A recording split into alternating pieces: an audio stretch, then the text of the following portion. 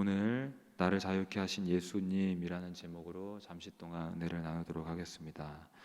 오늘 말씀을 통해서 예수님께서는 우리를 자유케 하시고 우리를 해방시키시는 좋은 분인 것을 기억하는 귀한 은혜 시간 되기를 주의 이름으로 축복합니다. 먼저 6절의 말씀을 다 같이 한번 읽어보겠습니다. 그 안에 거하는 자마다 범죄하지 아니하나니 범죄하는 자마다 그를 보지도 못하였고 그를 알지도 못하였느니라. 아멘. 이 말씀을 보면은 그 안에 거하는 자마다라고 기록이 되어 있는데 이 말씀은 예수님 안에 거하는 자마다라고 이해를 하면 되겠습니다. 그 앞절에서부터 그라고 지칭한 분은 예수님이시기 때문에 그 안에 거하는 자마다라는 것은 예수님 안에 거하는 자마다라고 하는 것입니다. 그리고 예수님 안에 거하는 자는 어떤 특성이 있는지 어떤 모습이 있는지를 말을 해주고 있는데 그 안에 거하는 자마다 범죄하지 아니하나니 예수님 안에 거하는 자는 범죄하지 아니한다라고 합니다. 그런데 이 말을 우리가 잘 이해해야 됩니다. 예수님 안에 거하는 자는 전혀 도무지 죄를 아무것도 짓지 않는다, 완전하다 이런 말은 아닙니다. 만약에 이 말씀이 그런 의미라고 한다면 우리가 아예 죄를 짓지 않는다라고 한다면 사도 요한은 성도들에게 죄를 만약에 범하면 회개해라, 죄를 만약에 범하면 자백해라 이런 말씀을 했을 리가 없습니다. 어차피 죄도 안 짓고 완전한 삶을 사는데 뭐하러 회개하라고 말을 합니까? 예수님 안에 거하는 자는 완전하다, 그러므로 죄도 전혀 안 짓는다 이런 말이 아닙니다. 그렇다면 이 말씀의 의미는 정확히 무엇일까? 좀 더 정확한 의미는 무엇이냐면 이 말씀은 예수님 안에 거하는 자는 계속적으로 반복적으로 죄 가운데 머물지 않는다 이런 말입니다. 습관적으로 고의적으로 계속적으로 죄를 짓지 않는다. 또 달리 말하면 예수님 안에 거하는 자는 그런 반복적이고 습관적인 죄에서 벗어날 수 있다 이런 의미입니다. 여러분, 예수님 안에 거하는 우리 모두에게는 죄에서 자유케 되는 은혜가 있는 것을 믿으시길 주의 이름으로 축복합니다. 그런데 이 말씀을 들으면 이의를 제기할 수 있는 사람도 간혹 있습니다.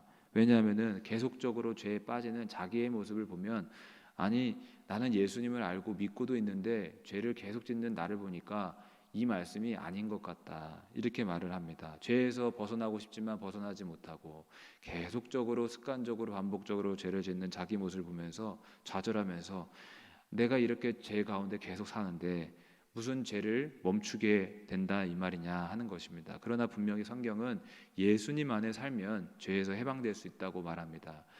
예수님 안에 거하는 자 죄와 사망의 법에서 해방될 수 있다고 분명히 말합니다. 근데 어떻게 그것이 가능한가? 예수님 안에 사는 자는 죄에서 자유할 수 있는 그 이유는 내 안에 계신 예수님께서 죄에서 벗어날 수 있도록 역사하시기 때문인 줄로 믿습니다. 예수님께서는 저 멀리 천국에만 계시는 분이 아닙니다. 예수님 안에 거하면 예수님이 우리 안에도 사신다라고 분명히 말씀을 하셨습니다. 예수님은 천국에만 계시지 않고 우리 안에 계셔서 우리 속에서 계속적으로 일하시는 것입니다. 요한계시록 3장에도 보면은 그런 말씀이 있죠.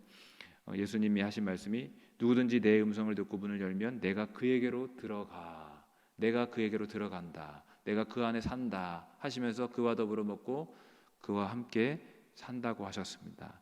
여러분, 예수님 안에 거하는 자, 예수님도 우리 안에 거하시며 예수님과 동거동락하며 영원토록 함께 사시는 것을 믿으시길 주의로 축복합니다. 이렇게 내가 예수님 안에, 예수님의 내 안에 계시면 그 사람은 예수님의 도움을 받으며 살 수 있는데 주님은 우리 속에서 죄에서 벗어나 거룩한 삶을 살 수 있도록 매일매일 날마다 역사하십니다. 그리고 그 변화가 한꺼번에 일어나지 않더라도 죄 속에 살 때마다 반복적으로 죄를 지을 때마다 자꾸 찔림을 주시면서 바른 길을 알려주시고 조금씩 말과 행실이 거룩하게 변하게 도우시는 줄로 믿습니다. 여러분, 이처럼 예수님은 우리가 거룩한 삶을 살 수 있도록 변화시키시는 것입니다. 그러나 반대로 예수님 안에 거하지 않는 사람은 어떤 사람입니까? 6절의 말씀을 보시면은 하반절에 범죄하는 자마다 그를 보지도 못하였고 그를 알지도 못하였느니라. 예수님을 모르는 자는 예수님의 도우심을 받지도 못하고 계속적으로 죄 가운데 살 수밖에 없는 것입니다. 범죄하는 자마다 그를 보지도 못하였고 그를 알지도 못하였느니라. 그를 보지도 못하였고 그를 알지도 못하기 때문에 범죄한다라는 것입니다. 예수님 안에 사는 사람은 예수님이 그 안에 사셔서 죄를 짓지 않도록 제동도 걸어주시고 거룩한 길을 일러주시기도 하시지만, 예수님과 관련 없이 사는 사람은 제동 없이 죄 가운데 계속 살다가 결국 망하게 되는 것입니다. 여러분, 오직 예수님 안에 사는 자에게 죄를 이기며 죄에서 자유케 되는 삶이 있다라는 걸 기억하시길 주의 이름으로 축복합니다. 그러므로 우리는 어떻게 생각을 해야 되느냐면, 나는 매일같이 죄를 범하니 어쩔 수 없다 이렇게 말하는 게 아니라, 예수님이 내 안에 계시니 예수님을 더 크게 보고 예수님이 내 안에 계심을 믿음으로 고백하며 나는 죄에서 자유할 수 있다, 죄에서 거룩해질 수 있다, 죄에서 해방될 수 있다, 이 진리대로 고백을 해야 될 줄로 믿습니다. 그렇게 믿음으로 자꾸자꾸 예수님을 바라보면 예수님께서 우리 삶 속에서 거룩한 길로 이끌어 주실 줄로 믿습니다. 그러므로 오늘도 주님께서 만약에 찔림을 주실 땐 회개하시고 바른 길을 일러 주실 땐 그 거룩한 길로 가도록 믿음의 결단하시기를 주의 이름으로 축복합니다. 다음 7절의 말씀 한번 읽어보겠습니다. 자녀들아, 아무도 너희를 미혹하지 못하게 하라. 의를 행하는 자는 그의 의로우심과 같이 의롭고. 아멘. 여기 말씀에서 사도 요한이 자녀들아, 성도들에게 자녀들아 이렇게 말을 합니다. 아무도 너희를 미혹하지 못하게 하라 라고 했는데, 이 말은 성도들에게 미혹시키는 어떤 이에게도 미혹당하지 말라 하면서 믿는 성도들이 바른 분별력을 갖도록 말을 하고 있습니다. 의를 행하는 자는 어떤 자이며 죄를 짓는 자는 어떤 자인지 바른 분별력을 갖도록 이야기를 합니다. 그렇다면 먼저 의를 행하는 사람은 어떤 자인가? 의를 행하는 자는 그의 의로우심과 같이 의롭고 라고 기록이 되어 있는데, 예수님이 의로우신 것처럼 의롭게 사는 사람이다 라는 것입니다. 즉 예수님처럼 사는 사람이다 라고 말을 합니다. 여러분, 아까 나눴듯이 예수님 안에 거하는 자는 예수님의 모습이 나타나게 되어 있습니다. 마치 좋은 나무에서 좋은 열매를 맺는 것처럼 예수님이라는 참 포도나무 대신 예수님 안에 거하는 자는 예수님으로부터 예수님의 모습이 나타나서 예수님의 그런 열매들이 나타난다는 것입니다. 예수님께서 그런 비유를 드셨지 않습니까? 예수님과 우리의 관계를 들어서 포도나무와 가지의 비유를 드셨습니다. 예수님은 포도나무고 우리는 그분에게 붙어있는 가지다. 그런데 여러분 다 아시다시피 가지는 나무로부터 진액을 빨아들여서 열매를 맺게 되어 있습니다. 그래서 좋은 나무에게 맺혀 있으면, 붙여 있으면 좋은 열매를 맺게 되어 있는 것입니다. 그래서 예수님은 나는 포도나무에 너희는 가지라라고 했습니다. 여러분, 예수님 안에 붙어 있으면 예수님의 열매를 맺게 되는 것을 믿으시길 주의 이름으로 축복합니다. 예수님이 의로우신 분이기 때문에 우리도 예수님에게 붙어 있어 의로운 삶의 열매가 나타나는 것입니다. 여러분, 오늘도 예수님 안에 더 가까이 붙어 있으셔서 죄의 열매는 맺지 마시고 의의 열매를 맺으시길 주의 이름으로 축복합니다. 그러나 반대로 죄 짓는 자는 어떤 자인가라고 할 때에 8절에 보시면은 이렇게 기록이 되어 있습니다. 죄를 짓는 자는 마귀에게 속하나니, 마귀에게 속하는 자다라고 합니다. 죄를 짓는 자, 마귀에게 속하는 자다. 여러분, 마태복음 7장 20절에도 이런 말씀이 있습니다. 이러므로 그들의 열매로 그들을 알리라. 여러분, 사람의 열매, 사람의 행실을 보면은 그가 어떤 사람인지를 볼 수 있다, 알 수 있다, 이런 뜻입니다.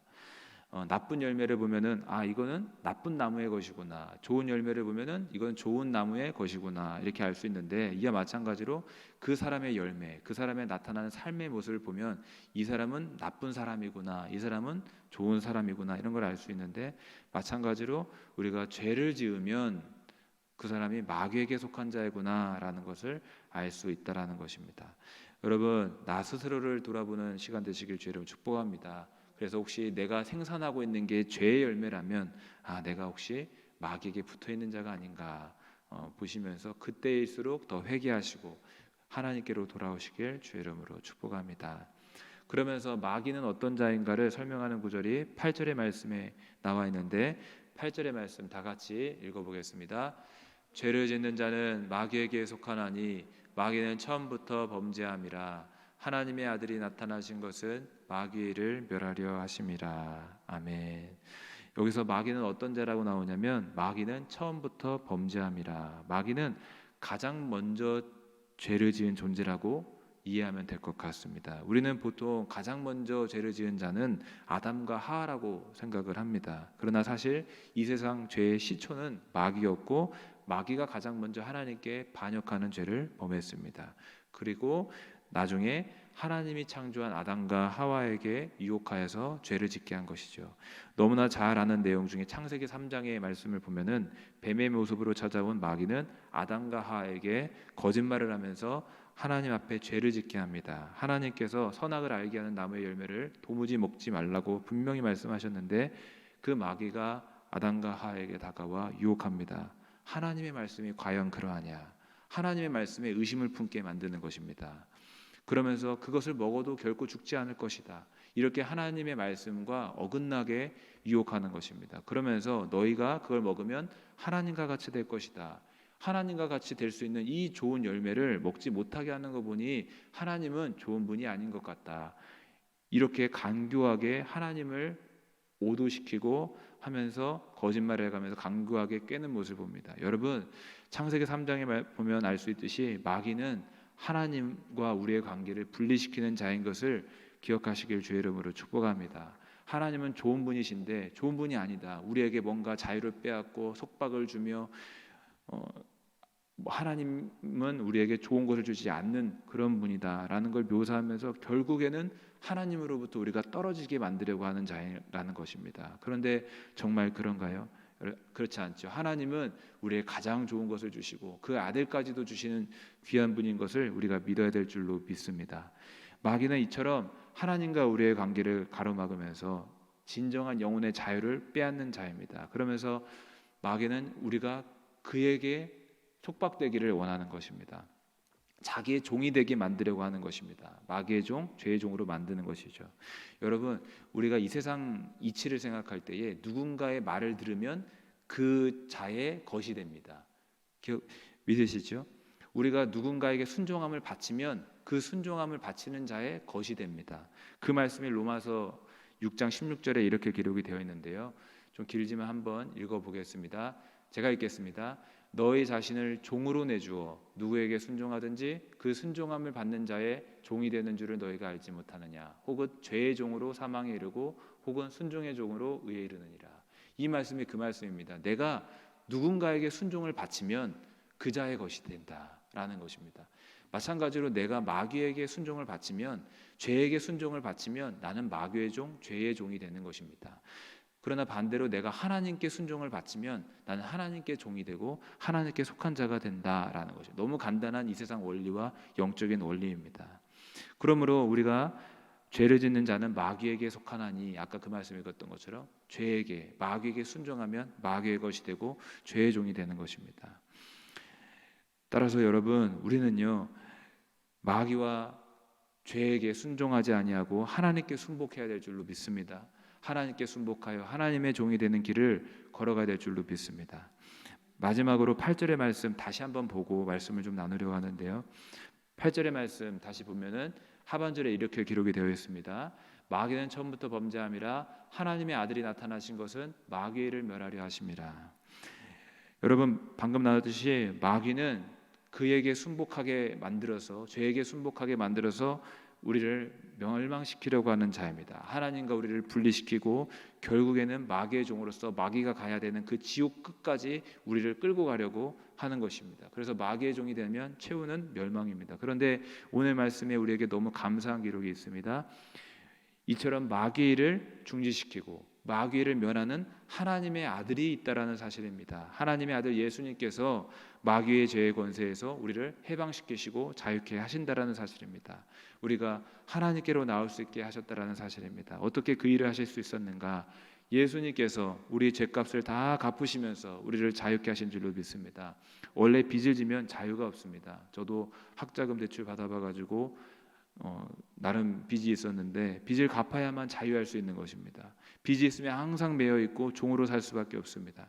정작 자유하려면 빚을 갚고 청산해 버릴 때 자유한 줄로 믿습니다. 이와 마찬가지로 우리도 죄값을 갚아버려야만 자유할 수 있는 것인데 하나님의 아들께서 우리의 죄값을 대신 갚으셨습니다. 하나님의 아들께서 우리를 자유케 하려고 이 땅에 나타나셔서 자기의 보배 피를 흘리시며 인류의 죄값을 단번에 다 갚으신 줄로 믿습니다. 갈보리 언덕에서 예수님께서 십자가 달리시면서 하셨던 말씀 중에 다 이루었다 이렇게 말씀하셨는데, 이 말씀이 다 갚았다, 인류의 죄값을 내가 다 청산했다, 다 갚았다, 이 말씀입니다.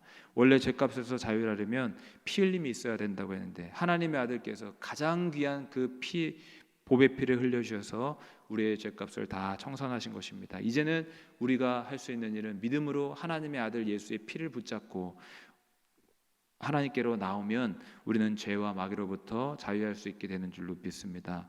여러분, 예수님의 이 귀한 은혜를 날마다 이야기하고 날마다 찬송해도 모자르고 날마다 깊은 줄로 믿습니다.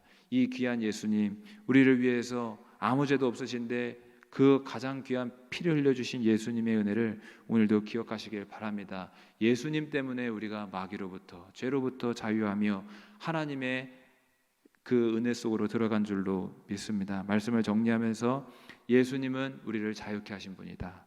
예수님은 이 땅에 오셔서도 많은 사람들의 그 억눌림을 풀어주셨습니다. 죄에서, 또 저주에서, 마귀에게서, 질병에게서 다 자유케 해주셨습니다.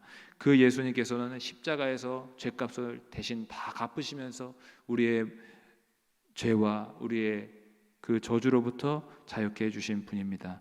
여러분, 예수님의 이 귀한 은혜를 기억하시면서 오늘도 그분이 내 안에 사시는 것을 기억하시면서 감사하시며 예수님만 더욱더욱 바라보시며 나아가시길 주님을 축복합니다. 예수님은 오늘도 우리의 삶 속에 죄가 있다면 계속적으로 죄 가운데 살지 않고 거룩한 길로 걸어갈 수 있도록 찔림도 주실 것이고, 바른 길이 무엇인지 생각도 나게 하실 것인지 믿습니다. 예수님 안에서 더욱더 의의 열매만 맺어 나가시는 저와 영일의 모든 성도님 되시길 주의 이름으로 축복합니다. 기도하겠습니다. 살아계시고 걸어가신 하나님, 감사를 드립니다. 우리를 죄와 저주와 마귀와 지옥의 영원한 형벌에서 자유케 하시려고 예수님을 보내주시니 감사를 드립니다. 예수님 안에 거하는 자, 그분을 따라 의의 열매를 맺을 줄로 믿습니다. 오늘도 살아계신 주 예수님만 바라보며 예수님과 동행하는 우리의 삶이 되게 하여 주옵소서. 감사드리며 살아계신 우리 주 예수 그리스도의 이름으로 기도합나이다. 아멘.